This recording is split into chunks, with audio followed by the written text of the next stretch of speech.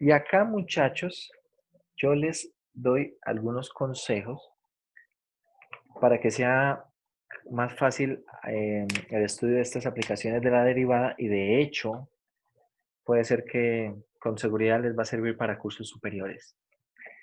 Esta parte de aplicación de la derivada no es que tenga realmente muchos conceptos nuevos, o sea, acá no vamos a estudiar mucha teoría, como el nombre lo indica, vamos a hablar de aplicaciones. Y lo que sería un examen tradicional del curso de cálculo 1, un examen final, normalmente en un examen final de manera presencial se ponen 4 puntos y 4 problemas. Hay dos temas que van fijo, este y este, razones de cambio relacionadas y optimización. Esos van porque van.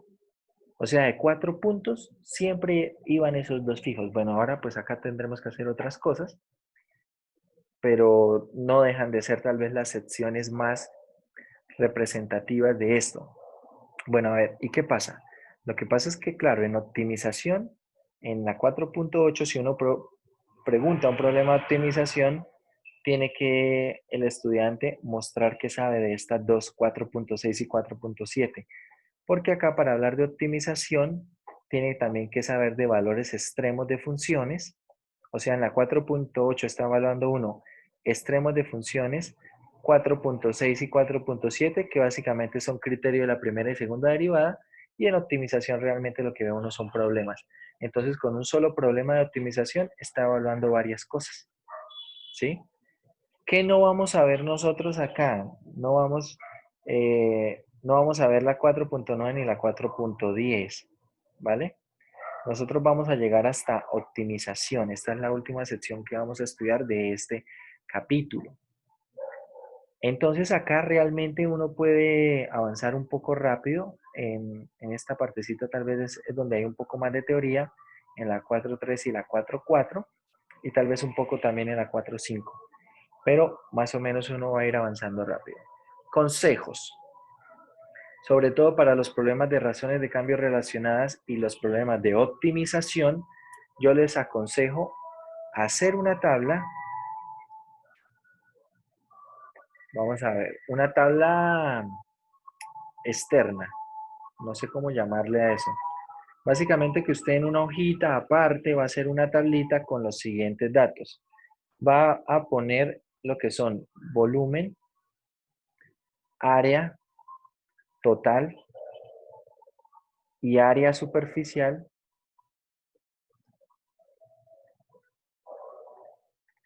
Área superficial de algunas figuras. Figuras que, por ejemplo, interesan y realmente se usan bastante, lo que son esferas, ¿sí? Y bueno, relacionadas con la esfera, también necesitamos que sepan cómo calcular el área de una circunferencia, ¿no? Vamos a poner aquí círculo y en la parte del círculo necesitamos que sepa usted calcular área de una circunferencia, el área de un sector circular, ¿sí? Vamos a poner por acá también sector circular. Acá obviamente a esto no le vamos a hallar volumen, pero sí le podemos hallar el área total.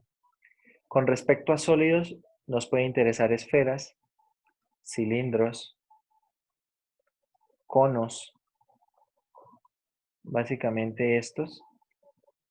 A ver, a esto se le pueden llamar cuñas, pero de hecho estas cuñas, depende de la forma, pueden ser paralelepípedos,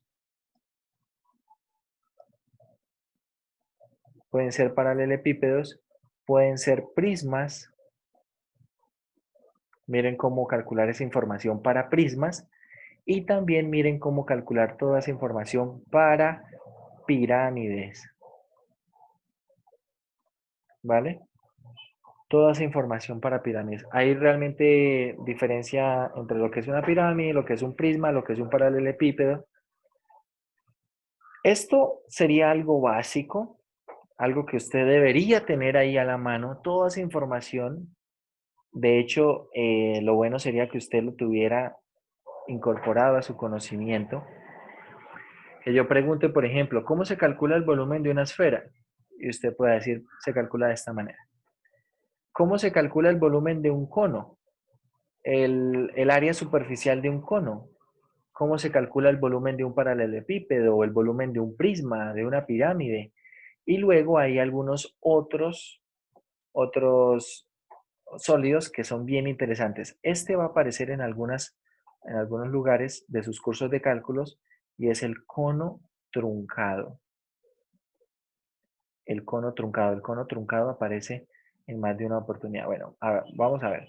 ¿Qué es un cono? Básicamente un cono, lo que nosotros conocemos como cono, un cono es algo como esto, ¿cierto? Eso será un cono. Ahora, un cono truncado, básicamente tomemos el cono, ¿sí?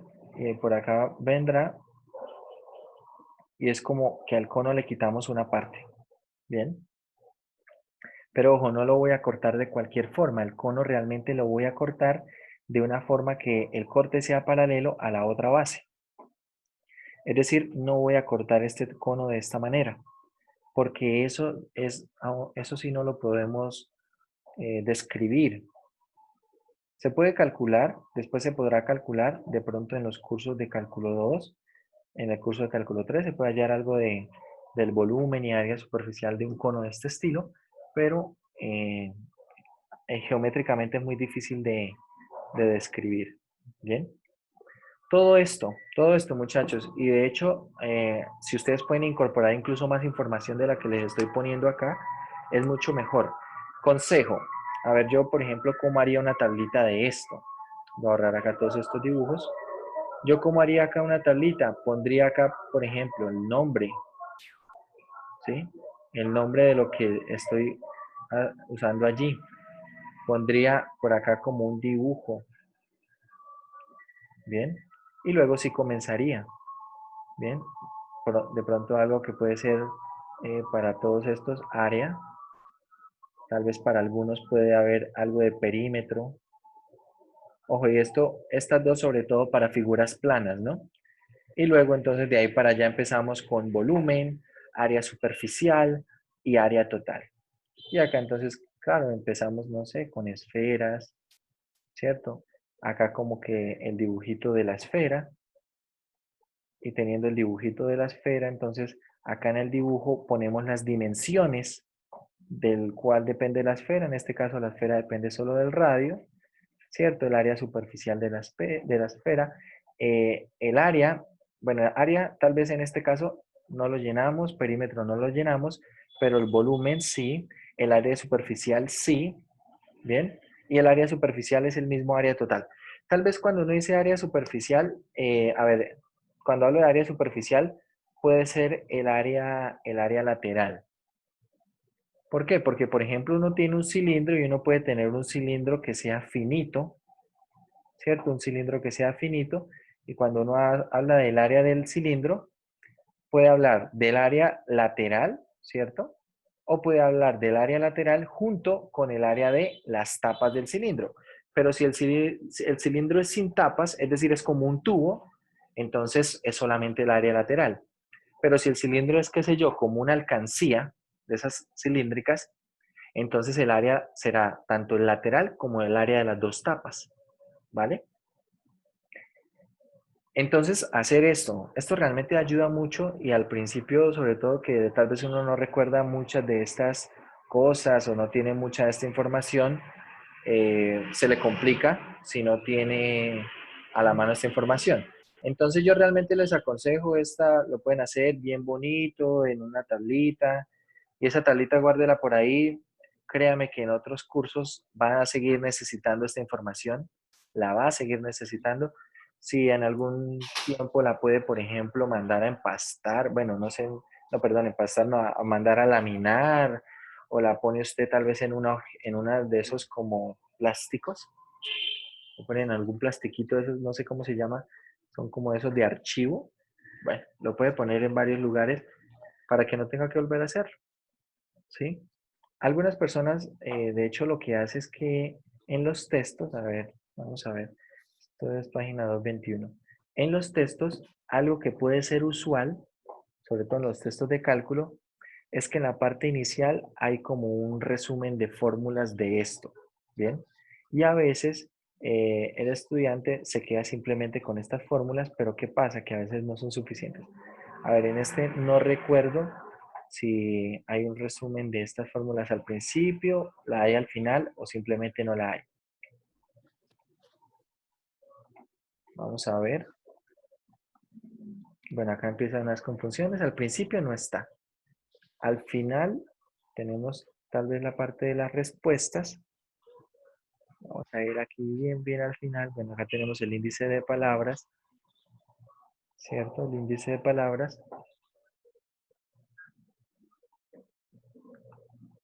Ahí está. El índice de palabras. Vale, por acá tenemos respuestas. Entonces tendría que ser antes de las respuestas, si es que lo tiene, porque ya les digo yo que puede ser que no lo tenga. Por acá tenemos todavía, a ver, respuestas. Gráficas y funciones. Ah, mire, por ejemplo acá está. Que cómo calcular el volumen de un cono circular recto. Acá lo tenemos. Entonces algunos estudiantes realmente lo que hacen es que imprimen esto. Acá tengo el volumen de un cono circular recto y por acá tengo lo que viene siendo el volumen y por acá tengo el área superficial. Que el área superficial no siempre... Miren, por ejemplo, cómo es el volumen de un cono truncado. Por eso les digo que es bueno tenerlo a la mano. Porque si usted no sabe cómo hallar el volumen de un cono truncado, vean la fórmula. Cómo se deduce el volumen de un cono truncado es algo complejo.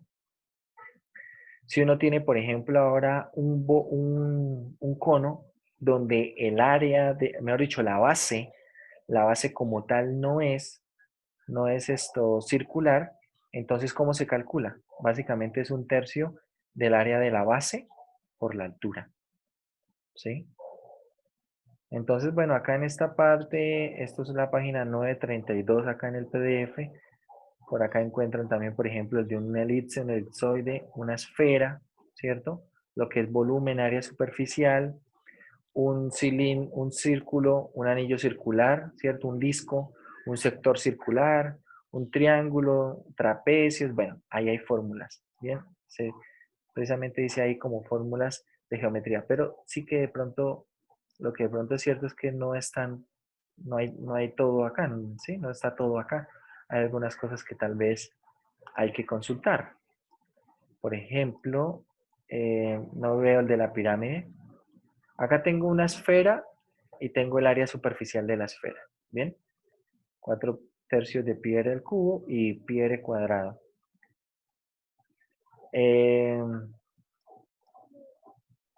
por acá tenemos el de un paralelepípedo, pero si por ejemplo yo a este paralelepípedo lo corto en dos, se genera una cuña que también puede ser un prisma, es decir, piense que este punto lo voy a unir con este otro, ¿cierto? Y me queda ahí, me queda esta parte, hagan de cuenta que es como una rampa, esto que está acá es como una rampa, ¿sí? Una rampita.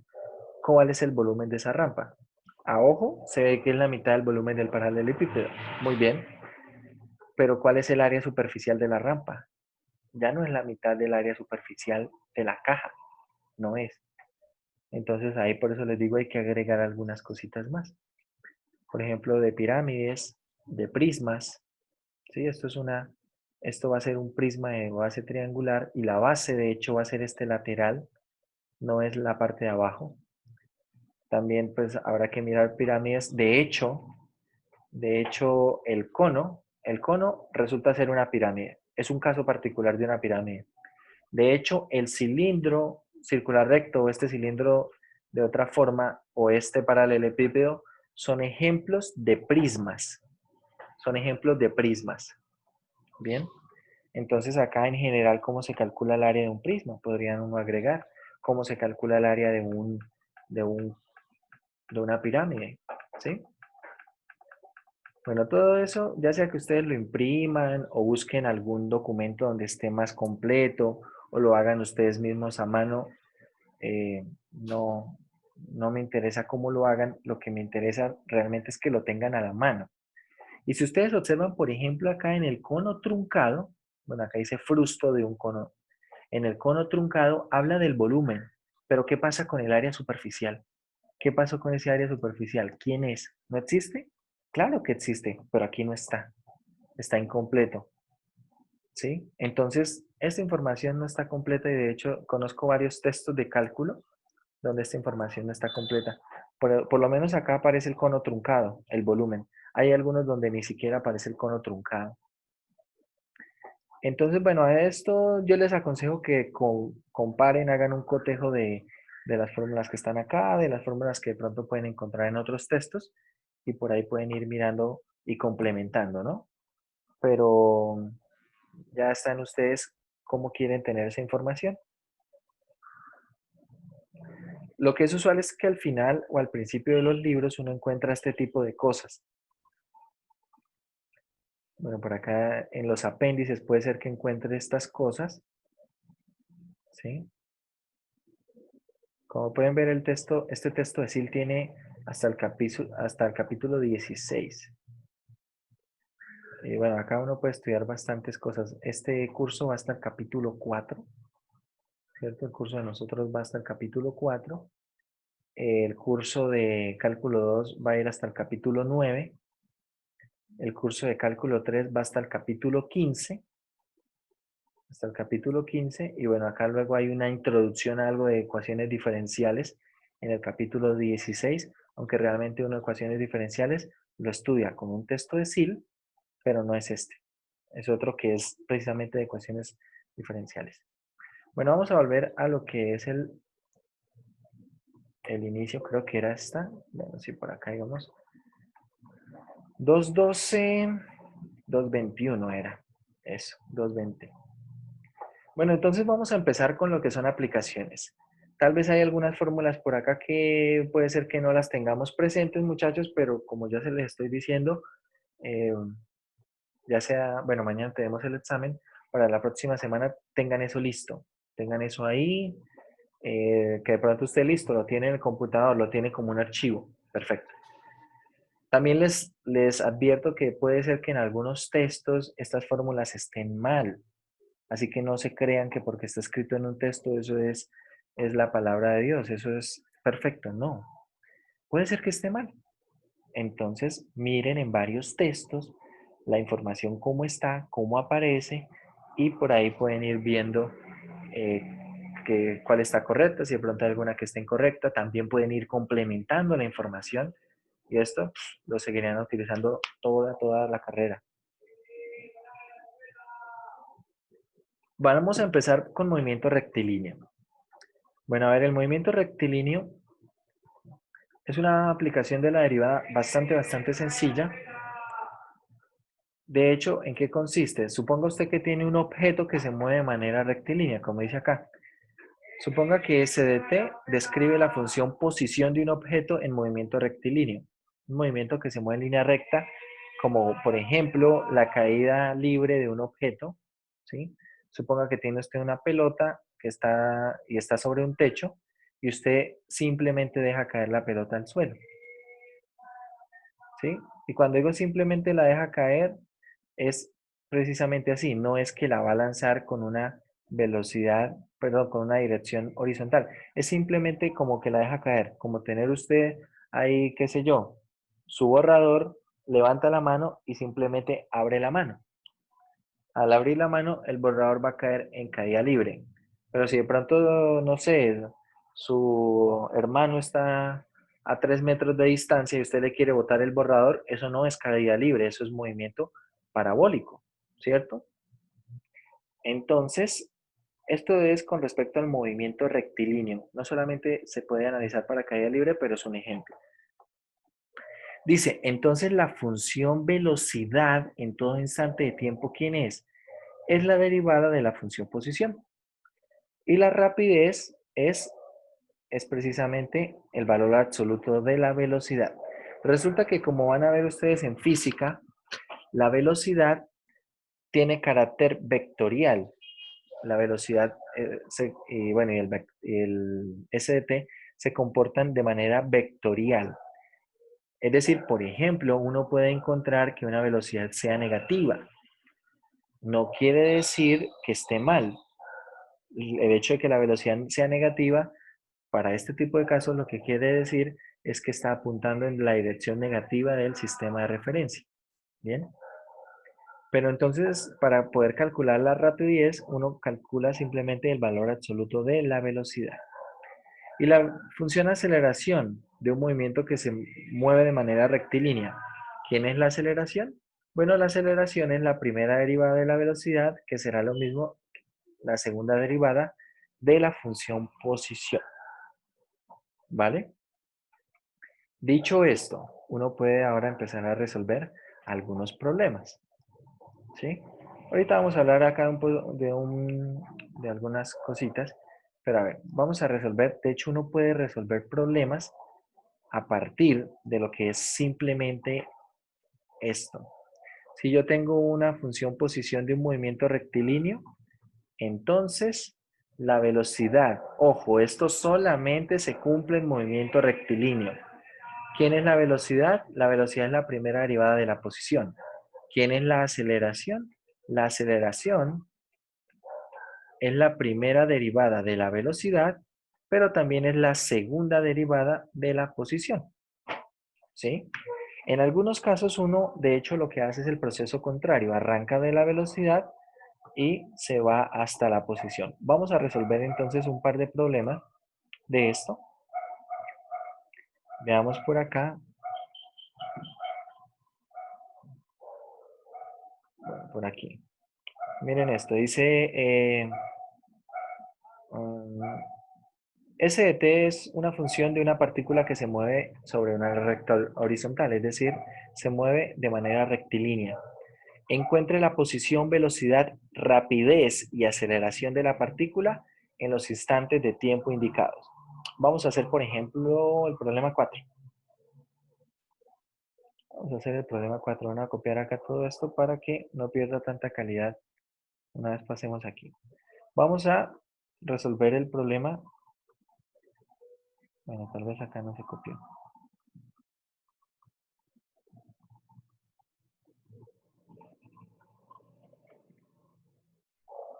Ah, bueno, ya se había pegado. Problema 4. ¿Qué necesitamos? Tenemos la posición. Ahora lo que queremos hallar es la velocidad, la rapidez y la aceleración en los instantes de tiempo. Dicho esto, veamos. La posición la voy a escribir para el problema 4. S de t es ¿quién? Es t a la 4 menos t al cubo más t. Y quiero analizar todo esto en t igual a menos 1, en t igual a menos 1 y en t igual a 3. Bueno, el t igual a menos 1, no sé por qué lo ponen, no tiene mucho sentido si esto es una posición en términos del tiempo. ¿Sí? ¿Qué será una posición en menos un segundo? Para mí no tiene sentido. Entonces, más bien hagamos una pregunta que tenga sentido. Esto realmente es porque se puede hacer algebraicamente, pero no tiene ningún sentido para el problema. A ver, en t igual a 3 y vamos a poner esto en t igual a 5, ¿vale? Bien, quiero hallar entonces lo que es la velocidad. ¿Quién es la velocidad? Entonces ya lo vimos, velocidad es derivada de la posición. Es decir, esto es 4t al cubo menos 3t cuadrado más 1. ¿Quién es la aceleración? La aceleración es la derivada de la velocidad, que a su vez es la segunda derivada de la posición. Es decir, la aceleración, ¿quién es? Es 12t cuadrado menos 6t. Y ahora simplemente calculamos. Vamos a calcular esto en 3. Veamos la velocidad. Entonces la velocidad en t igual a 3. ¿Cuánto da? Hagan ahí la cuenta. Esto será 3 al cubo, lo cual es 27 por 4 menos 27 más 1. ¿Cierto? Esto da 82. Esto da 82. Resulta que como esto es positivo, la rapidez también es 82. Recuerde que la rapidez es el valor absoluto de la velocidad, pero como tengo que es positivo, como es positivo, entonces el valor absoluto de algo positivo es el mismo. ¿sí? La rapidez también es 82 en t igual a 3, ¿no? ¿Quién es la aceleración? La aceleración da, no 82, da 90. Vamos a ver, tal vez hice alguna cuenta mal acá. Tengo 3 al cubo. Ajá, 3 al cubo por 4 menos 3 por más 1. No, a mí me sigue dando 82. O no sé si me estaban dando el dato de la aceleración. Vamos a ver si es eso lo que me estaban escribiendo ahí. A ver, la aceleración evaluada en 3, ¿cuánto es?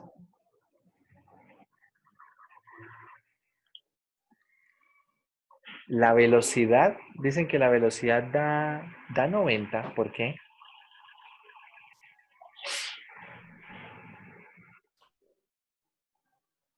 ¿Qué es lo que da 90?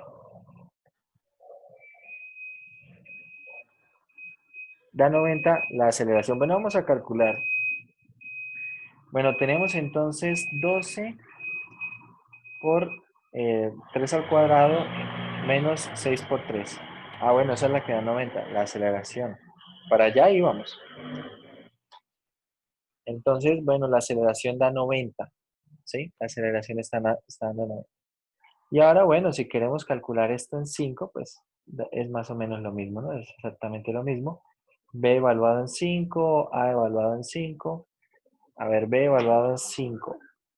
¿Esto qué es? Esto es 4 por 5 al cubo menos 3 por 5 al cuadrado más 1.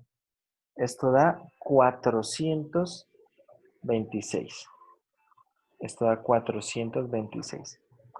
Ojo, estas son unidades de velocidad, pero como no me están dando nada de unidades, entonces acá no estoy poniendo nada, porque, a ver, esto puede ser metro sobre segundo, puede ser kilómetro por hora, ¿ya? Entonces simplemente no le voy a poner unidades porque el problema no tiene nada de unidades. Bueno, y la aceleración, esto es 12 por 5 al cuadrado menos 6 por 5. Estos son 270. Igual, unidades de aceleración. Metro sobre segundo cuadrado, no sé. Tal vez puede ser el más usual, pero no vamos a ponerle unidades. Nuevamente, como la velocidad es positiva, la rapidez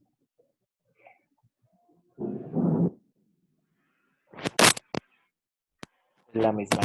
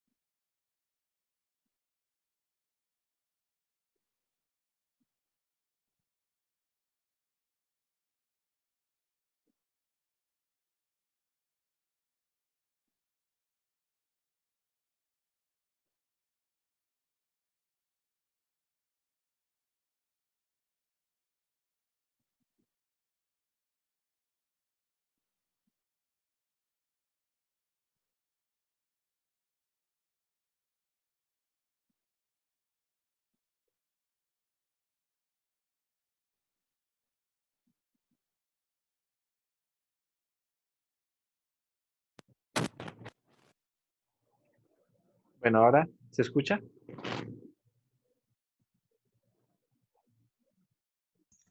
Sí, señor. Vale. Bueno, puede ser que tengamos algún problema ahí con la conexión, pero ya se escucha. Bueno, vamos a responder este problema. Y hay información que parece que no está en el problema, pero de hecho sí está en el problema. Porque bueno, uno dice solamente tengo la altura desde la cual se dejó caer la pelota. Pero hay una primera pregunta es, bueno, ¿cuál es la aceleración de todo el movimiento? De hecho, la aceleración del movimiento es la aceleración de la gravedad. Voy a tomar la gravedad así porque de hecho esto se está tomando en metros. Si por ejemplo acá dijera que la altura fuera 40 pies, entonces no tomaría la gravedad de esta manera, sino la tomaría como 32 pies sobre segundo al cuadrado. Si todo estuviera en unidades de pies. ¿Bien? Pero bueno, no es el caso. Vamos a tomar la aceleración. La aceleración la vamos a tomar como 9.8. Hay otra información que tenemos acá. ¿Cuál? La posición inicial. ¿Cierto? La posición inicial son 35 metros. ¿Sí? Otra información es que la posición final serán 0 metros, es decir, a nivel del suelo. ¿Cuál es la velocidad inicial? ¿Cuál es? ¿Qué dicen ustedes? ¿Cero? La velocidad inicial es 0 porque dice que la pelota se deja caer, no dice que es lanzada. Si fuese lanzada verticalmente hacia abajo, entonces tendría una velocidad inicial diferente, pero la velocidad inicial es 0 metros sobre segundo, ¿vale? Entonces vamos a responder esta pregunta. A ver, vamos a hacer lo siguiente. Acá vamos a pensar en antiderivadas. Así. Tengan en cuenta la posición S de t, quién será B de t, y todo esto sabiendo que A de t es 9.8. Entonces, como yo sé que para obtener la aceleración derivo la velocidad, ¿a quién debería derivar para que me dé 9.8?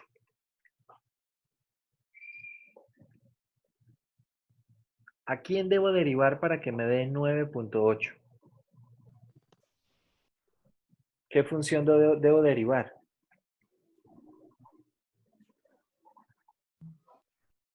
9,8 por X. Bueno, en este caso por t, ¿cierto? Por T. Entonces, 9.8 t más una constante. ¿Bien? Si yo derivo la constante va a dar 0, entonces esa constante está ahí. Bueno, pero ahora la pregunta es, ¿a quién debo derivar yo para que me dé 9.8 t más una constante? ¿A quién debo derivar? ¿A quién debo derivar para que me dé 9.8 t? Te da la 9,8. ¿Sí? No, Más. No. 4.9 t al cuadrado más la constante. más la constante, ¿por quién? Por X. ¿Por t? A ver acá. Prefiero que hablen. Esto es 4.9 t cuadrado más la constante por t más otra constante, pongámosle k. ¿Sí? Observe, si usted deriva esto, la derivada de 4.9 t cuadrado, ¿quién es? Es 9.8 t. La derivada de c por t, ¿quién es? Es c. Y la derivada de k es 0. Cuando luego ahora derivo la velocidad, me da la aceleración. Ahí estamos bien. Ahora vamos a averiguar quién es la constante, quién es la constante C y la constante K para poder responder las preguntas. ¿Qué preguntas necesito responder? Necesito responder el tiempo que le toma a la pelota en tocar el suelo y luego averiguar cuál es la velocidad con la que toca el suelo. Bien, entonces veamos. Hay información que tenemos y es cuál. Tengo la información que la velocidad inicial es ¿quién? Es 0. Dicho esto, la velocidad evaluada en 0 debe dar 0, es decir, tengo 9.8 por 0 más c, ¿cierto? Y 9.8 por 0 es 0, es decir, me queda 0 igual a c. Tengo el valor de mi primera constante. C es igual a 0. ¿Bien? Ahora, la posición inicial. La posición inicial es 35. Es decir, la función posición evaluada en 0 va a dar 35. Esto es 4.9 por evaluado en 0. C ya vale 0. No voy a escribir nada ahí. Queda más K. ¿Cierto? Bueno, esto acá quedaría al cuadrado, pero igual da 0. Es decir, que ¿cuánto vale K? K vale 35. Dicho esto, puedo escribir ahora mi función posición. Mi función posición es 4.9, ¿cierto? 4.9. Bueno, acá ahorita voy a hacer algunas observaciones, pero quiero hacer las observaciones en términos de los resultados. Y quiero que ustedes me digan, a ver si de pronto ven qué es lo que está pasando. Puede ser que acá los resultados no tengan algo de coherencia, pero ya vamos a ver cuál puede ser el inconveniente. Acá esto va a ser simplemente 9.8t, ¿cierto? C vale 0, K vale 35 y la aceleración es simplemente 9.8. Vale, tengo entonces esto acá, ¿cierto? Tengo eso allí y ahora la pregunta es esta, muchachos. ¿Cuándo el tiempo, para qué tiempo la posición se hace 0, ¿cierto? Es decir, la pregunta es, ¿S de t es igual a 0? Sí y solo sí, t es igual a ¿quién? T es igual a ¿quién? Bien, para responder esta pregunta, pues uno iguala la posición a 0. Efectivamente, igualar la posición a 0 será 4.9 t cuadrado más 35 igual a 0. Y esto se obtiene cuando t es igual a ¿quién? ¿Cuánto da eso? Escucho respuestas. Eso daría imaginario, ¿no, profe? Sí, señor, va a dar un número complejo y no es posible que el resultado sea complejo porque tenemos funciones en variables reales. Pero si usted analiza el problema, es como que yo estuviese soltando la pelota, ojo, yo estoy soltando la pelota y la pelota no está tocando el suelo. ¿Eso tiene sentido para ustedes? ¿Tiene sentido o no tiene sentido?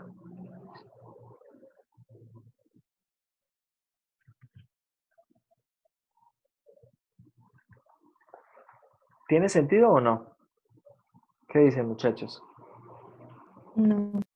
No tiene sentido, ¿cierto? Y acá es donde yo quiero que entremos a mirar la parte vectorial de todo el problema.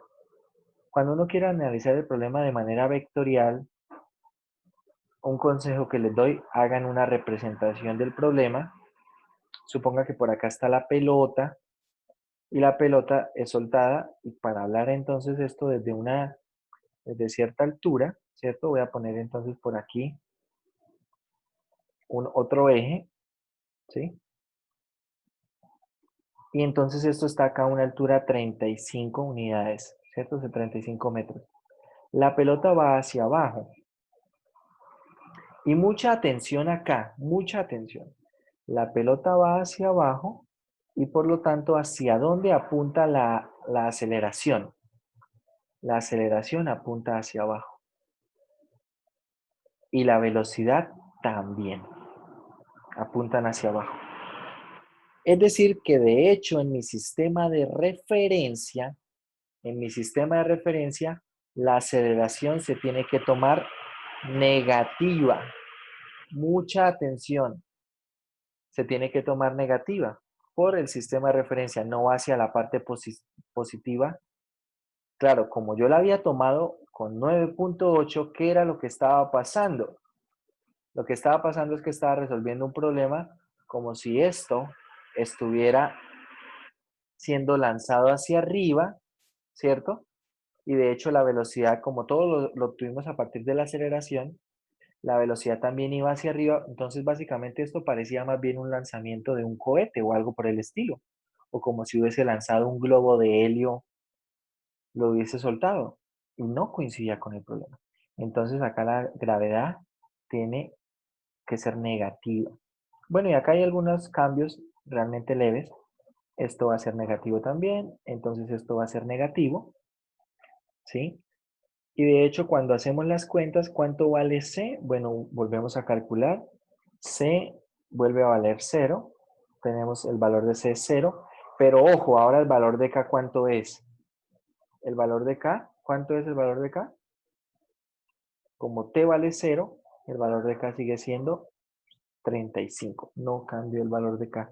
Bueno, de pronto el de C daba 0 y ahora sigue siendo 0. Podría esperarse. Pero igual el valor de K no cambió. Es decir, acá nosotros tenemos estos signos negativos. Y ahora sí va a tener sentido esto. Porque cuando yo quiero responder esto, ahora esto no tendrá soluciones complejas. ¿Cuáles son las soluciones de esa ecuación? Menos 4.9t más 35 igual a 0. 2.67. 2.67. Creo que debería darle dos valores. ¿Cuáles son los dos valores? Más o menos. Ah, bueno, Más o menos. 2.67 y el otro será menos 2.67. En virtud del problema, el único tiempo que tendrá sentido, es decir, el único resultado que tendrá sentido, es el positivo, ¿no? Entonces ahora ya tenemos un tiempo, muchachos, ya tenemos un tiempo. Este es el tiempo que le toma a la pelota tocar el suelo. 2.67 segundos.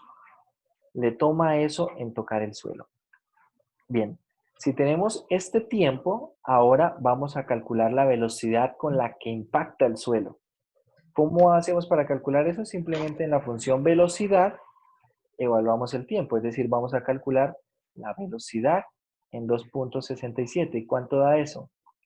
Esto es, bueno, menos 9.8 por 2.67, ¿cuánto da?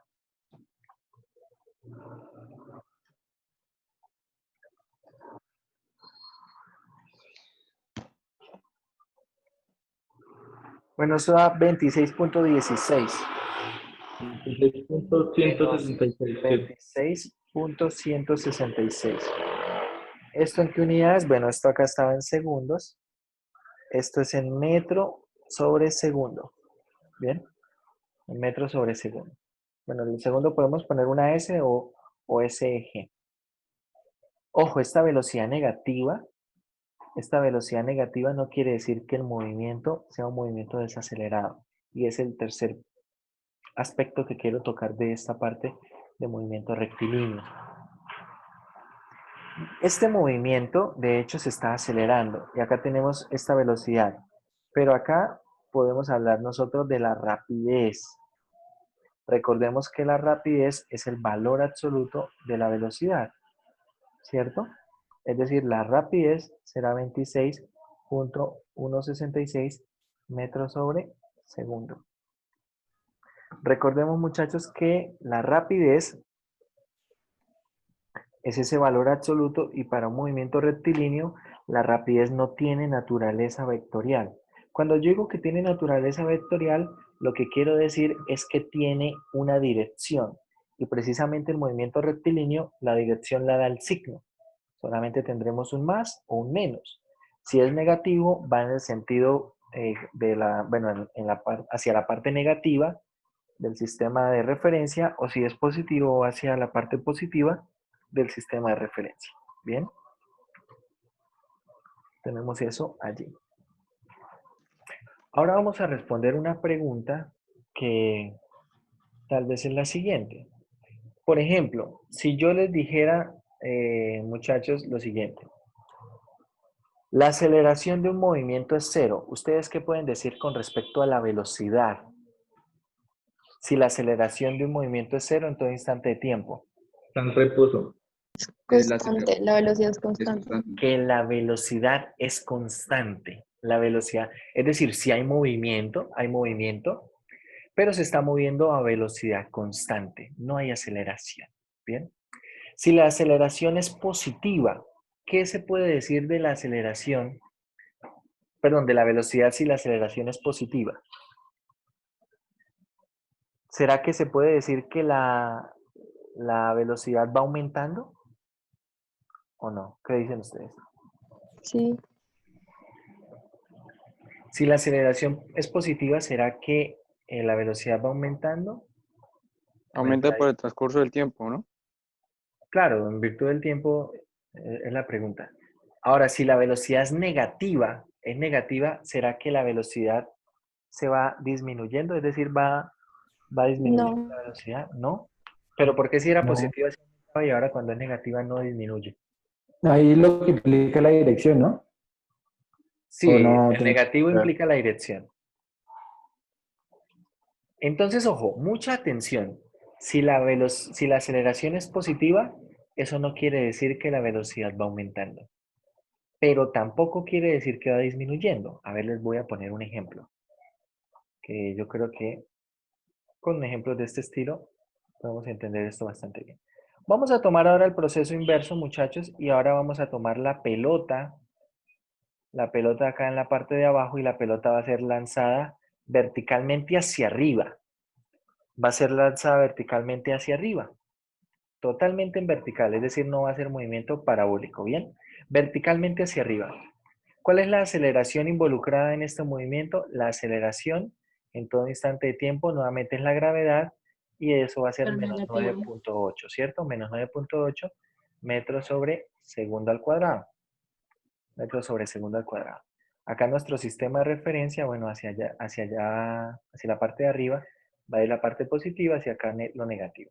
Es decir, que todo el tiempo yo voy a dibujar acá, en lo que es la pelota, voy a dibujar hacia dónde va la aceleración. La aceleración va hacia acá, ¿bien? La aceleración va hacia acá, hacia abajo. Vamos a suponer que la pelota, claro, acá la pelota no se puede lanzar con una velocidad cero, porque si no, no despega. Vamos a poner que la velocidad en todo instante de tiempo, no, perdón, que la velocidad inicial.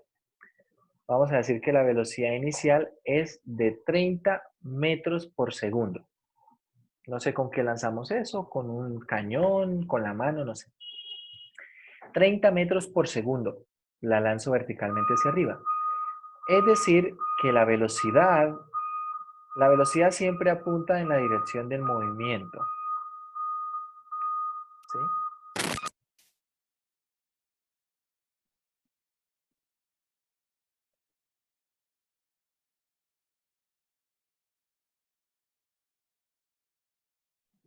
Profe, creo que no se escucha otra vez.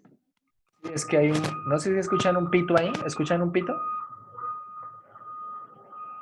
Sí, Que hay como un camión acá echando reversa, entonces estoy silenciando un momento el micrófono. Bueno, ya, eso, se detuvo. Bueno, acá el inconveniente, donde yo vivo es como una casa esquinera y por acá pues a veces hay algo de ruido por tema del tráfico y eso. Bueno, a ver, la velocidad va en la dirección del movimiento, va hacia arriba. De hecho, la velocidad inicial es 30 metros por segundo, pero a ver, digo yo, la aceleración es negativa. Si usted lanza la pelota verticalmente hacia arriba, ¿usted qué espera? ¿Que la pelota siga aumentando su velocidad? Que pierda velocidad por la disminuye. Que Disminuye la- disminuya, ¿cierto? Usted por acción de la gravedad tira algo hacia arriba y lo que va a poder ver es que la pelota va a subir y va a llegar a un punto donde se detiene, ¿cierto? Se detiene por un instante muy corto de tiempo, o sea, la pelota va subiendo, ¿cierto? Va subiendo, llega a ese punto de instante de tiempo, de hecho esa velocidad final es cero, vamos a ponerla así, velocidad final es cero, y luego empieza a bajar, ¿vale? En este tipo de problemas uno, por ejemplo, puede preguntar cuál es la altura máxima que alcanzó la pelota. Claro está que acá estamos despreciando la masa de la pelota y todo eso, ¿no? Solamente estamos pensando como si fuese una partícula, como si fuese un punto. Ya después cuando uno involucra masa y más cosas, pues ahí sí hay que tener en cuenta algunas ecuaciones de cinemática que son muy propias de física. Pero de hecho lo que sí es bastante claro es que la velocidad va disminuyendo. Entonces acá algo que también se puede observar es que la velocidad va a ser positiva cuando la aceleración es negativa. Si ahora nosotros analizamos el proceso, todo el proceso, cuando lanzamos la pelota verticalmente hacia arriba y se detiene, ahora tenemos que la pelota está detenida ahí en ese instante de tiempo, en ese preciso instante de tiempo, luego empieza a bajar. La velocidad va en la dirección del movimiento, la velocidad va hacia abajo y la aceleración también va hacia abajo. Entonces, ahora volvemos, es como si estuviéramos mirando el problema que acabamos de mirar, ¿cierto? Velocidad inicial 0 para este segundo instante, este segundo momento. Velocidad inicial 0 y ahora la pelota se deja caer hacia abajo. ¿Qué pasa ahí? Que la aceleración, ¿cómo es? Es negativa, la velocidad es negativa y de hecho la velocidad va aumentando en magnitud, ¿cierto? Al principio es 0 y bueno, en este caso nos dio para esa altura 26.166 metros sobre segundo. Entonces, si la aceleración es positiva, ¿quiere decir que la velocidad va aumentando? No. Si la aceleración es negativa, ¿quiere decir que la velocidad va aumentando o disminuyendo? No. ¿De qué depende entonces? Eso depende del signo de ambas. Cuando el signo de ambas sea diferente, cuando las dos tengan signos diferentes, entonces vamos a tener un movimiento que vamos a llamar a este movimiento un movimiento desacelerado. Un movimiento desacelerado. Y cuando ambas tengan el mismo signo, no necesariamente negativo, pueden tener ambas el signo positivo, vamos a decir que es un movimiento acelerado. Es decir, un movimiento rectilíneo es acelerado cuando la velocidad y la aceleración tienen el mismo signo. Y el movimiento rectilíneo será desacelerado cuando la velocidad, ¿cierto? Cuando la velocidad y la aceleración tengan signos contrarios. ¿Sí? Entonces, bueno, uno puede, por ejemplo, también pensar en un movimiento desacelerado de la siguiente manera. Y algo que puede ser bastante claro es pensar un vehículo, un carro que se mueve en línea recta. Se mueve en línea recta y de pronto el carro, no sé, digamos acá puede estar el 0, ¿bien? Por acá, qué sé yo, podemos tener 10 metros. Y el carro, no sé, tal vez ve que se va a aproximar ahí no sé, un perro en el camino. Entonces, ¿qué hace el carro? El carro aplica los frenos, desacelera, ¿cierto? Uno lo dice así, desacelera, pero de hecho analicemos. ¿Hacia dónde, desde este punto, hacia dónde se mueve la velocidad? La velocidad se va a mover hacia esa dirección, la velocidad. La aceleración se va a mover en esta otra dirección, ¿sí? Se va a mover en sentido negativo. Acá está el negativo y acá está el positivo del sistema de referencia, porque hacia allá, hacia la derecha, está aumentando la distancia. Eso da, como está aumentando ahí la distancia, la posición es el positivo del sistema de referencia. Entonces, bueno, ¿por qué sabemos que la velocidad va aumentando hacia allá? Si usted aplica los frenos en seco, pone el freno de mano, no sé, tiene ABS, tiene unos frenos muy, muy buenos, pone los frenos, pero eso no frena ahí en ese punto, ¿o sí? ¿Ahí se queda quieto exactamente en el punto donde usted aplicó los frenos? No. Bueno, de hecho, hoy por hoy se están diseñando frenos que tratan de hacer eso, pero es porque convierten toda esa energía horizontal, la convierten en una energía vertical. Pero bueno, eso es otro tema. Pero con los vehículos que tenemos ordinariamente hoy por hoy, lo que va a pasar, así usted frena en seco, la llanta tal vez se traba, pero el vehículo va a derrapar, ¿sí? Se va a deslizar hacia hacia la dirección en la que iba. Y eso realmente atiende a una ley de Newton, la primera ley de Newton, y es que todo cuerpo que está en movimiento tiende a permanecer en movimiento, ¿sí? Tiende a permanecer en movimiento. Eso tal vez al principio no tiene muchas aplicaciones, podría uno pensar, pero de hecho el mundo actual se puede describir en gran medida con eso. Hay otra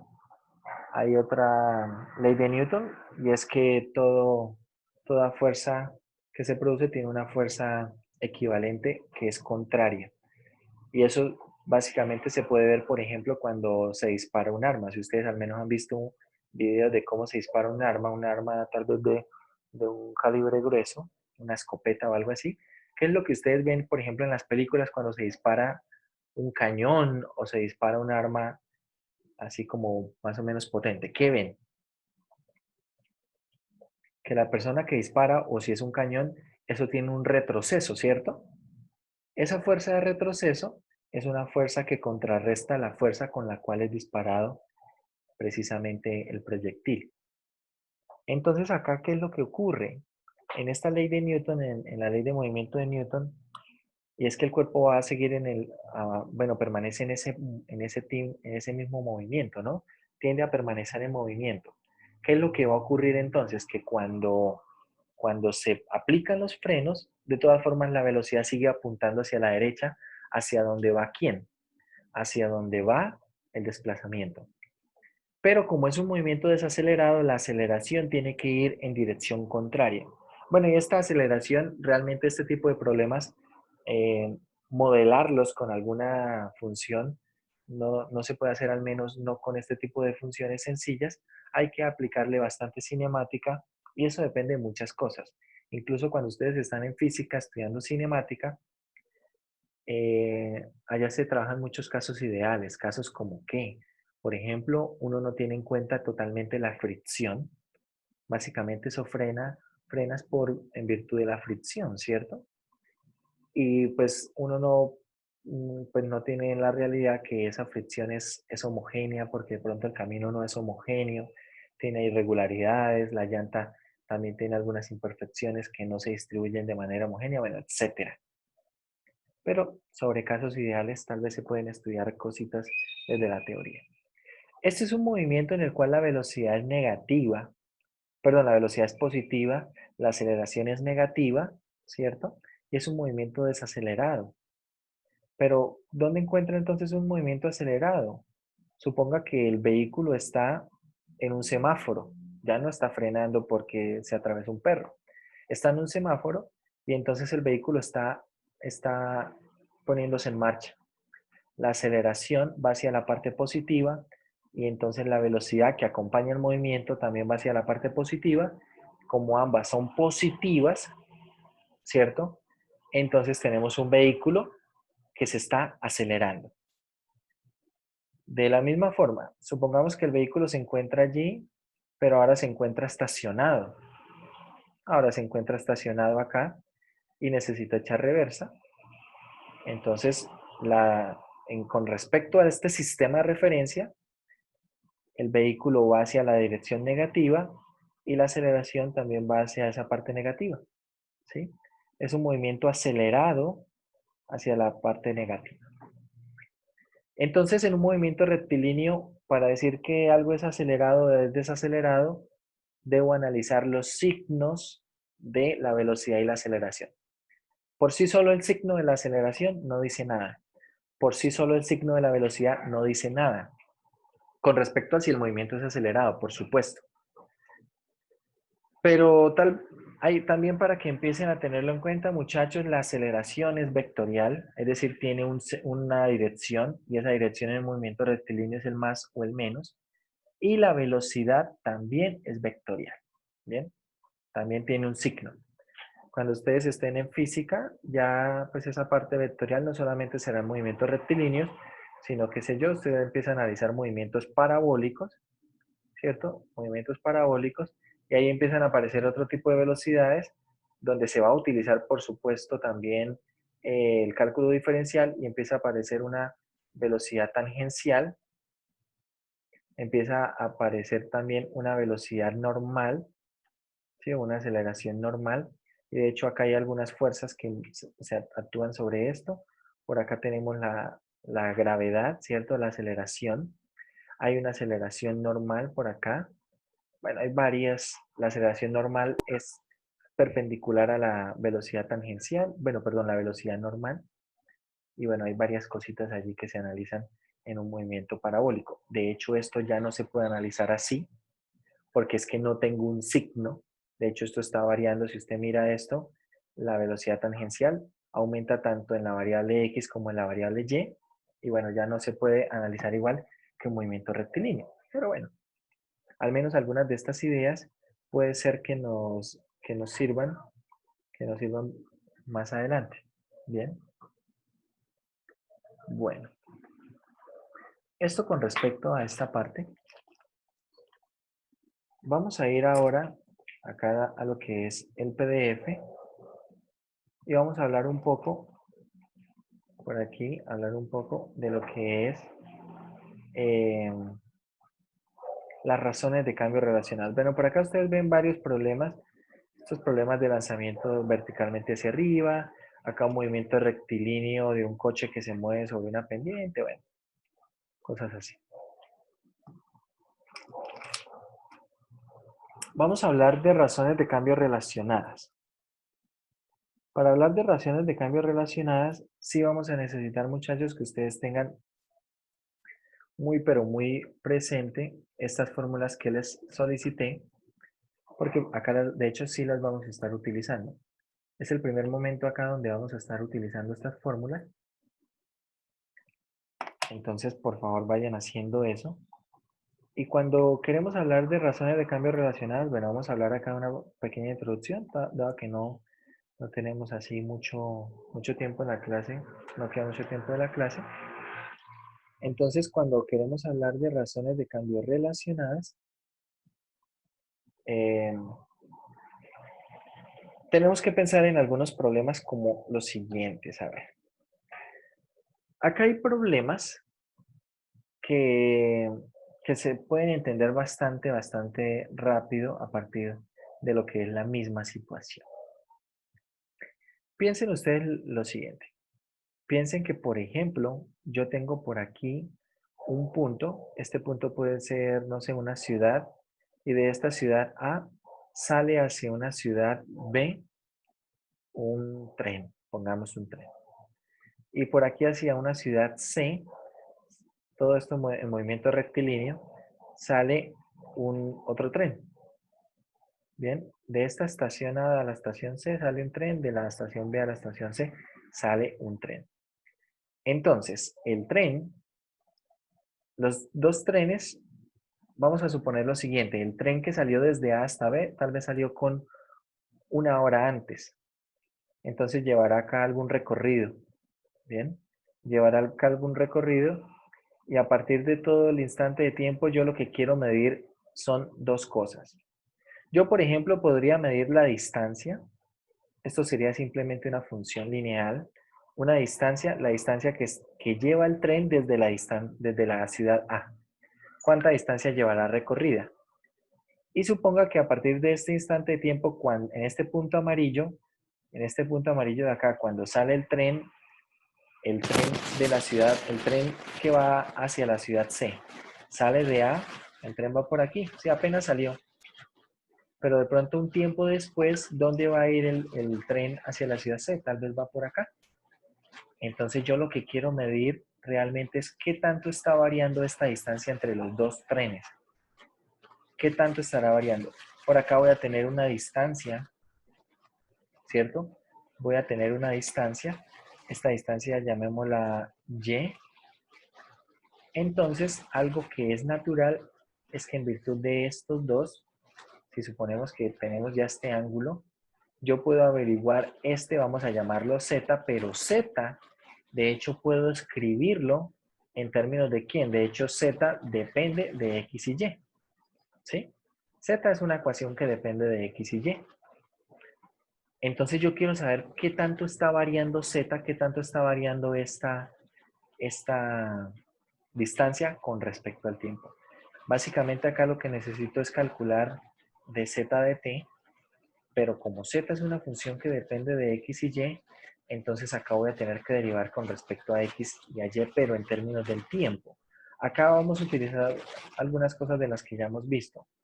Entonces, para la próxima clase, muchachos, que será la próxima semana ya, repasar, igual mañana lo van a tener que utilizar, pero vamos a hablar de o sea, no hablar, sino a necesitar diferenciación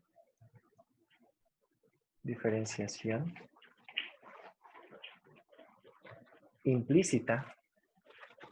Vamos a necesitar esto, que traigan muy fresco el tema de diferenciación implícita. Vamos a necesitar también trabajar con los siguientes temas, adicional a lo que ya les pedí, esas fórmulas. Revisen algo del teorema de Tales. Y de hecho, en teorema de Tales me interesa hablar de semejanza de triángulo. Yo recuerdo que nosotros al principio del semestre, cuando estábamos en clases presenciales, de hecho ese día, si no estoy mal, tuvimos que cambiarnos de salón porque había una actividad en el salón, hablamos de semejanza de triángulos. Y hablamos de semejanza de triángulos para algunos problemas que teníamos que resolver. Pero bueno, igual quiero que lo estudien semejanza de triángulos. Tampoco que empiecen a resolver un montón de problemas a lo loco, pero sí que repasen las ideas básicas. Teorema de Tales con respecto a la semejanza de triángulos y las siguientes leyes. La ley de senos, la ley de senos y la ley de cosenos, porque lo vamos a necesitar. Por ejemplo, si yo acá les diera este ángulo, qué sé yo, que esto fuera acá, pongámosle que 70 grados. Entonces, ¿cómo escribir a z en términos de x y y? ¿Cómo escribir esto? Esto se hace con ley de cosenos, ¿sí? O con ley de senos, dependiendo de qué tanta información tenga. Entonces, para la próxima semana, repasar estas cosas.